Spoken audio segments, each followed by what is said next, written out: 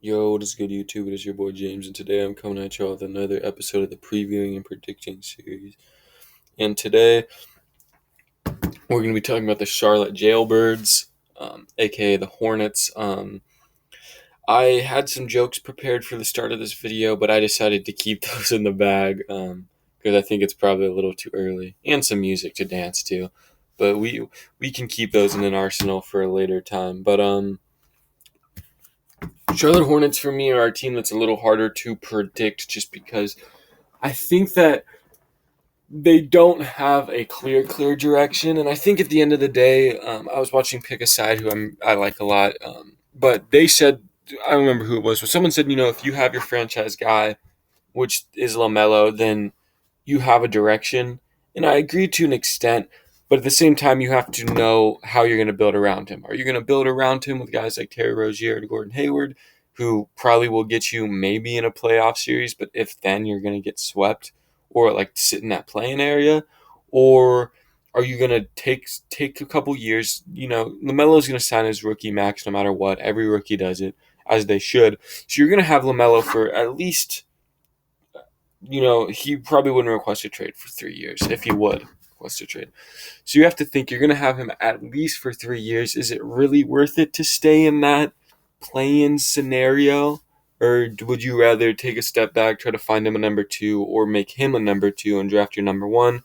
Um, for me, I think that's the route they should go.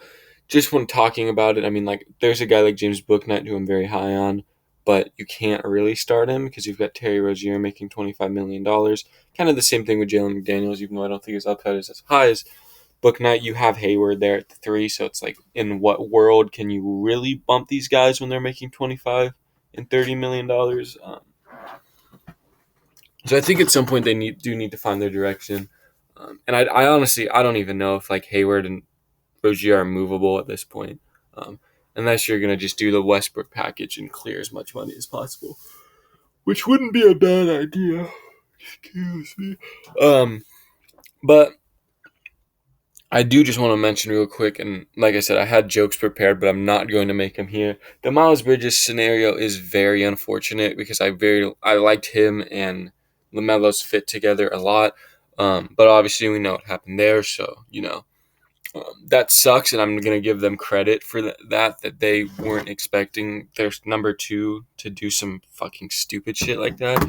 So I do just want to give them credit on the fact that their direction might be a little different if they have Miles Bridges. Um, but getting into the roster, LaMelo is a guy who I think some people are a little higher on than me. I think he's got good defensive IQ. I think he could grow as a defender. I think his three ball is a little more inconsistent than some people think. Good finisher, great playmaker, obviously. But I don't think he's a number one for a franchise. I know most people probably don't, but I do think there's a way that you might need to try to add a clear number one, or at least another guy who might be able to do that. Rozier is a guy I like. I just don't like him at the two. And I also don't like him starting. I think he's just a good six-man scorer, Jordan Clarkson type, even though I think he's better than Clarkson.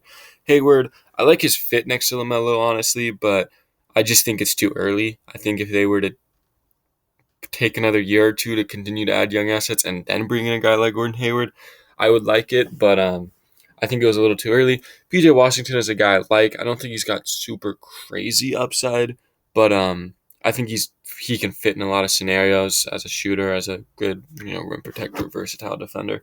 And then Plumlee is a guy that I don't think you're sitting on and saying he's anything special. I like Mark Williams. I don't know a lot about him, but from what I saw, he looked pretty good. Kai Jones is a guy I think is actually pretty good. He's just kind of an athletic freak. Same thing with JT Thor, real quick. Jalen McDaniels is a guy I like. Kelly Oubre is a guy I like, but I just don't see his. I actually like his fit too. I just think it's a little too early. Cody Martin, I like the Martin brothers a lot in their role, and then James Booknight is a guy I'm very high on. I think him and my low backcourt could actually work pretty well. But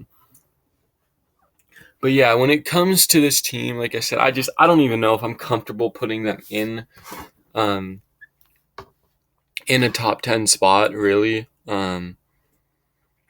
But I'll probably say that they're a playing team. But like I said, for this team, I think they just need to figure out where are they going to go. Are they trying to compete with LaMelo now, or are they going to take a step back and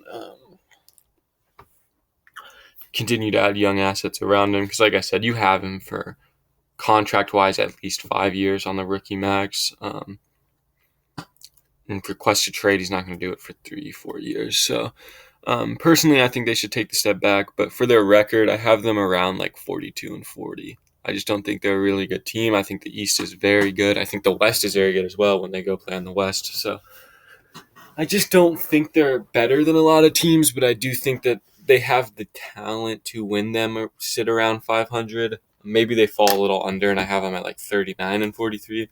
I'm not too sure. But other than that, like I said, this video for me was hard. I tried my best to find things to talk about, but this is going to be a shorter one and probably one of my worst. Um, but like I said, I think the main preface of the video is just find your direction. LaMelo's your guy. Um, but other than that, I hope you guys did enjoy. This is a pretty iffy video, but other than that, hope you guys enjoyed.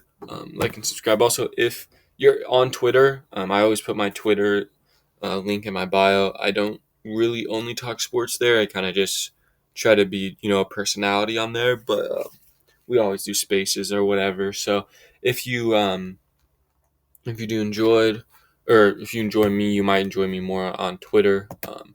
But other than that, I hope you guys did enjoy. Let me know your thoughts. Like I said, this was a video that was hard to make. So if you have any other thoughts or opinions, I would appreciate them because then I could figure out maybe when it comes to when I do my power rankings or things like that, I can have more things to talk about. But other than that, if you guys did enjoy, please like and subscribe. And I'll see y'all tomorrow for I don't know what team, but I'll see y'all tomorrow.